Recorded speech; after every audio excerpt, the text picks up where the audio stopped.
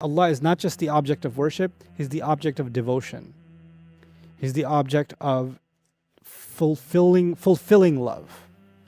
Like the love that doesn't leave you in pain, that love doesn't leave you wanting more. How many romantic poetries, ghazal, qasida, shi'r, about your love is only pain, but since it's you, I'll accept the pain. You know, I love how it hurts and all that stuff. Because love is always associated with some kind of pain. But with Allah, it's filled with fulfillment, contentment, sakina, right? And that's what Allah Azza wa Jalla is describing His name with. I recognize that I am not able to control everything in a situation. So whatever's out of my control, I'm handing it over to Allah. Allah who controls the east and the west. Allah who there's no ilah, no one to turn to except Him.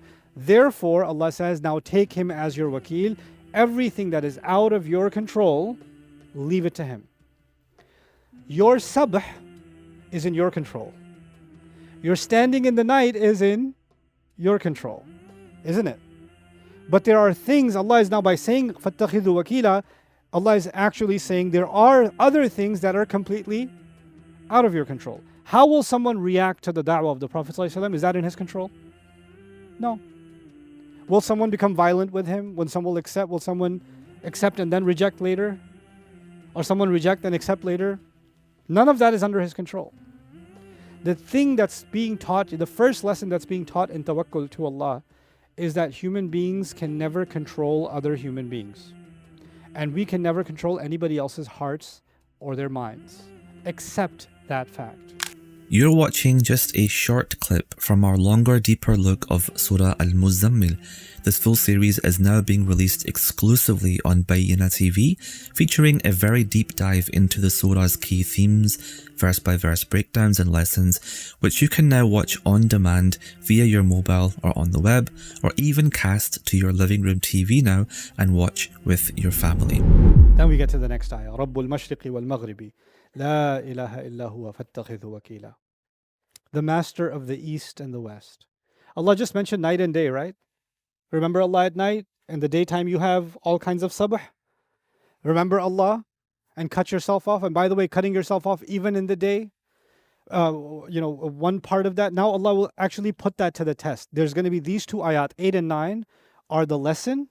And then the test, whether you have really learned that lesson, is going to be 10 and 11. So it's, you know how you have theory and practical in science? You study the scientific theory and then you study the practical. So 8 and 9 are kind of the theory. And then 10 and 11 are going to be the first practical. Like, did you really embody these? Here's how you know. But anyway, Rabbul Mashriqi wal Maghribi, the master of the east and the master of the west. The east and west are important to mention because the east is the start of the day and the west is the west is the sunset. So it's the start of the night. And the entire reference before was day and night, right? So Rabbul Mashriqi wal Maghribi, the change in how your life looks in the day and how your life looks at the night. And doesn't matter if it's day or night, they may be different, but both of them have one thing in common, the dhikr of Allah. The dhikr of Allah looks different in the day, the dhikr of Allah looks different in the night, but He's the Rabb of the east and the Rabb of the west, the Rabb of the sunrise and the Rabb of the master of the sunset. Mashriq means east and west. Mashriq also means sunrise and sunset. So He's master of night and day. فَيَصِحُ أَنْ يَكُونَ الْإِسْتِعَابِ جِهَاتِ الْأَرْضِ. It can also mean, east and west means the entire land. Like if the king says, I am the king of the east to the west. What's he saying? I'm king of the entire land. Right? So Allah is saying, Allah is the master of the east and the west, as if to say that this entire region is going to be under the dominion of Allah, is going to be under the rule of Allah's religion. It's coming. The victory of Allah is coming. Don't worry about it. It's going to happen. You'll see. Because right now, the east to west in Hijaz is filled with arbab, different gods. But time is coming. And how will you know that? La ilaha illa huwa. There's no one to be worshipped, loved, adored, obeyed in any way, shape, or form except He. We're all familiar with La ilaha illallah, but I'm just going to give you a quick note on the word ilah that you may not be familiar with. Ilah comes from the word wala. Wala, and wala actually means an object of intense love. An object of intense love. And a kind of love, when you have it, you don't feel the need for anything else. When a love is fully self-sufficient, It's actually called walah or wuluh in Arabic.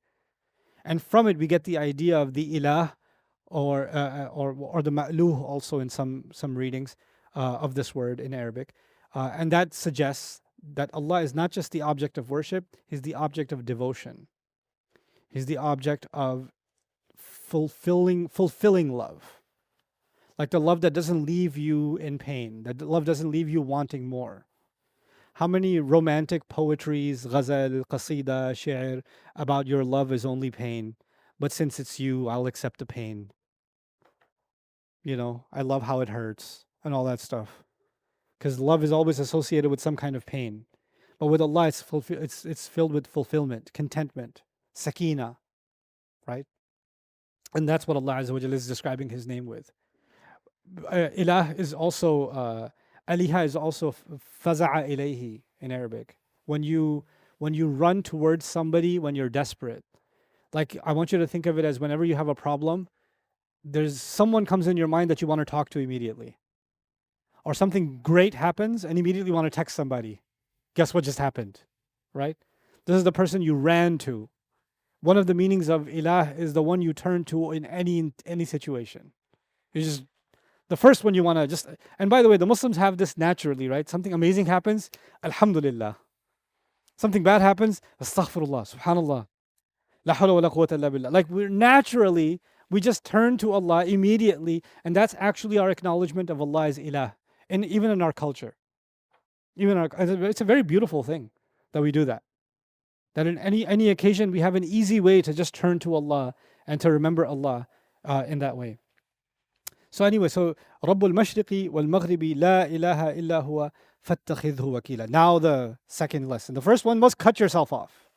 The second lesson is take him as your wakil. Take him as now the word in Arabic is wakil. So let me explain what wakil means. It comes from the word wakal. Wakal means a person who's very weak. Can't do anything themselves.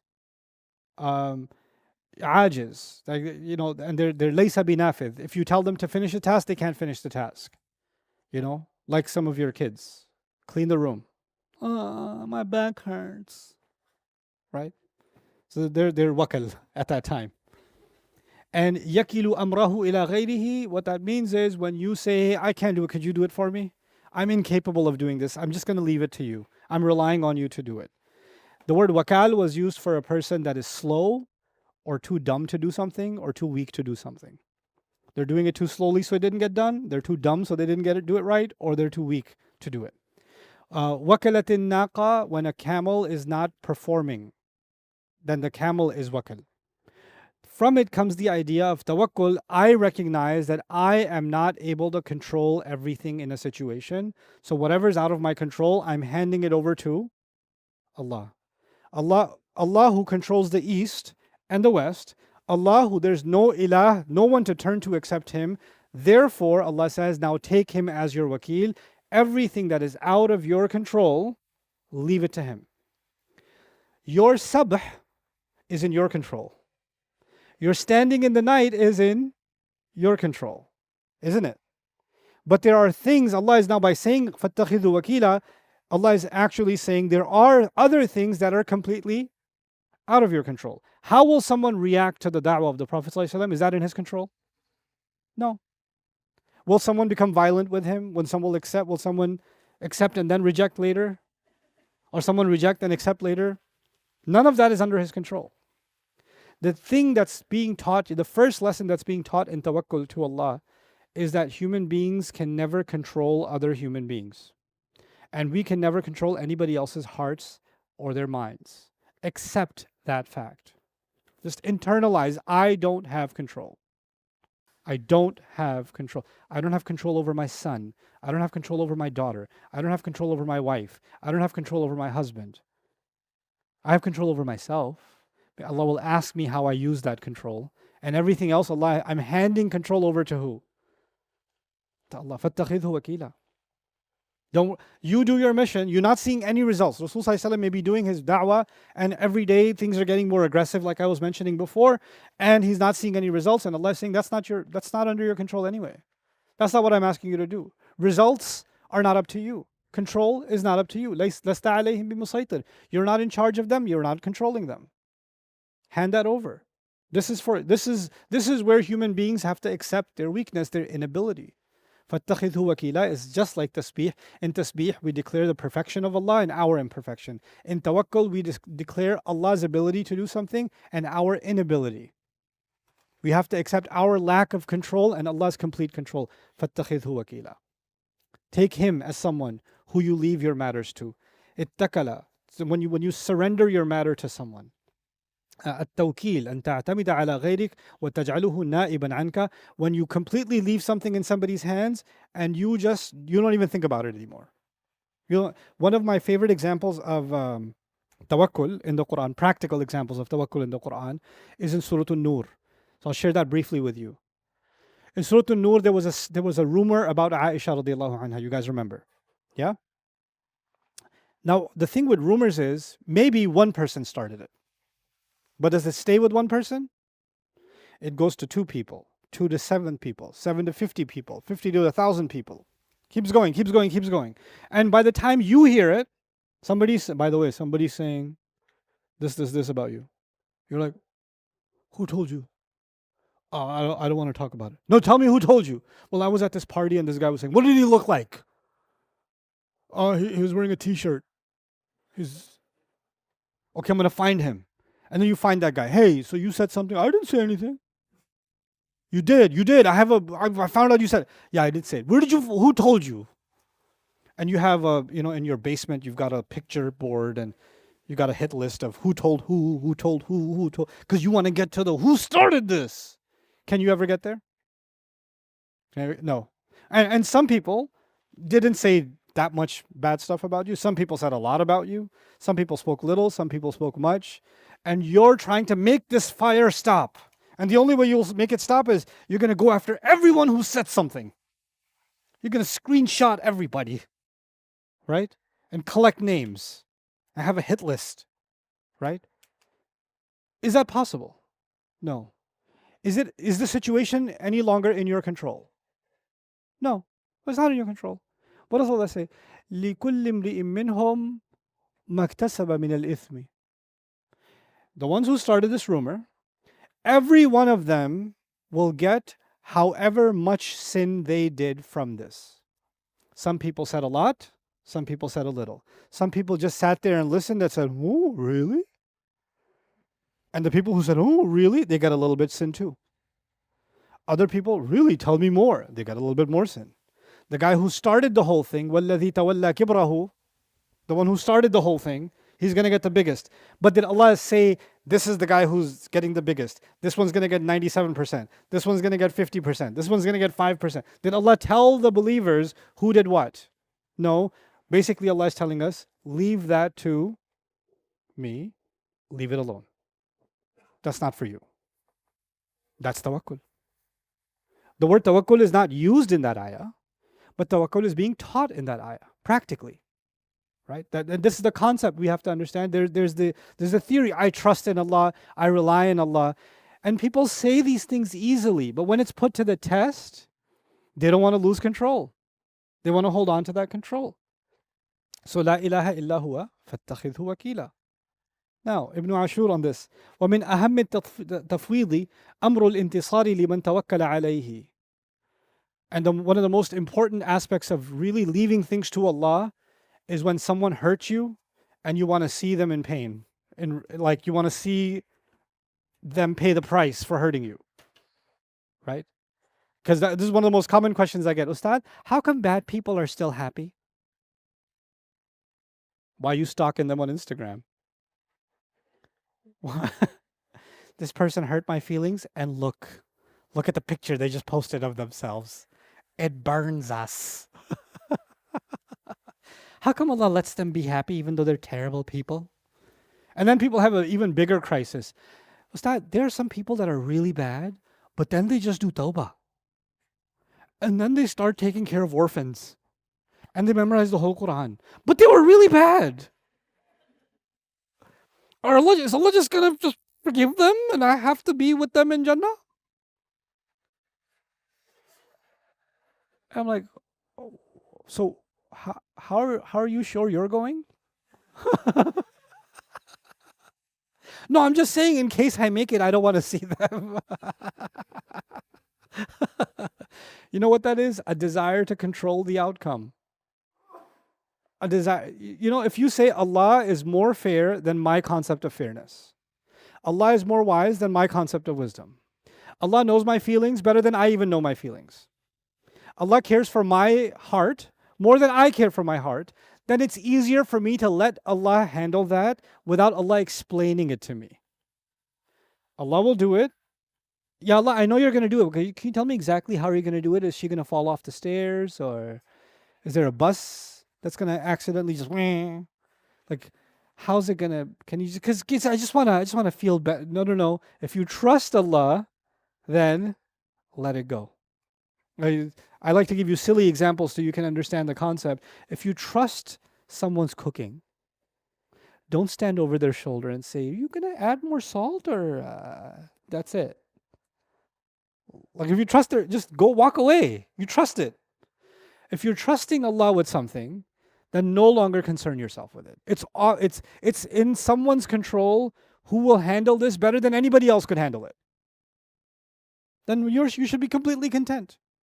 Now you're not worried about who said what, who's doing this. Is Allah going to do justice with these people or those people or those people? No. Am hasiba alladhina ya'maluna sayyi'ati an yasbiquna sa'a ma yahkumun. Are people who thinking they did wrong, you think they got away from us? What a terrible decision they made. So he's saying one of the biggest aspects of tawakkul in Allah is letting it go, letting the need for revenge or vengeance or justice go. فإن النبي صلى الله عليه وسلم لما بلغ قول المشركين فيه اغتم لذلك. When Rasul صلى الله عليه وسلم heard what the mushrikeen were saying about him, he's a liar, he's a poet, he's a magician, he's a kahin. When he heard these things, it upset him. وقد روي أن ذلك سبب تسمله من موجدة الحزن. And that's why he was wrapping himself in a blanket, if you remember the beginning of the surah. فَأَمَرَهُ اللَّهُ بِأَنْ لَا يَعْتَبِدَ إِلَّا عَلَيْهِ. So Allah told him, don't let this worry you, because who's handling that situation? Allah, let them talk. That's Allah's, that's not you to deal with, that's Allah to deal with. That should not worry you. رَبُّ الْمَشْرِقِ وَالْمَغْرِبِ لَا إِلَهَ إِلَّا هُوَ فَاتَّخِذْهُ. After Maghrib, you're turning to Allah. In the Mashriq, they're talking about you. And even when you're talking to Allah, they're holding their meetings on how to kill you or how to hurt you or how to end your mission. Don't worry about it. Don't worry, that's not your concern. وَهَذَا تَكَفُّلٌ بِالنَّصْرِ وَلِذَلِكَ عُقِّبَ بِقَوْلِهِ وَاصْبِرْ عَلَى مَا يَقُولُ. So which is then leading us to the practical next. I'm going to skip that one. But one thing I will show you though. In this ayah we see La ilaha illa huwa, which is a statement of our declaration of worship of Allah. Everybody knows that. And immediately after, it's followed by فَاتَّخِذْهُ وَكِيلًا. And other places in the Quran, فَاعْبُدْهُ وَتَوَكَّلْ عَلَيْهِ. Worship him and rely on him. Even in the Fatiha, إِيَّاكَ نَعْبُدُ is about worship. إِيَّاكَ نَسْتَعِينُ, seeking his help, is about tawakkul, isn't it? So what are we learning? The first element of worship. Once you enter into the worship of Allah, one of the first manifestations that I've truly entered into the worship of Allah, is I learned to let some things be handled by Allah that are out of my control, and I just say, I completely have trust in Him. He's the only one. Allah al-Musta'an. That's it. It's good enough for me. Hey guys, you just watched a small clip of me explaining the Quran in depth as part of the Deeper Look series. Studying the Quran in depth can seem like a really intimidating thing that's only meant for scholars. Our job at Bayyinah is to make deeper study of the Quran accessible and easy for all of you. So take us up on that challenge. Join us for this study, the Deeper Look of the Quran, for this surah and many other surahs on BayyinahTV.com under the Deeper Look section.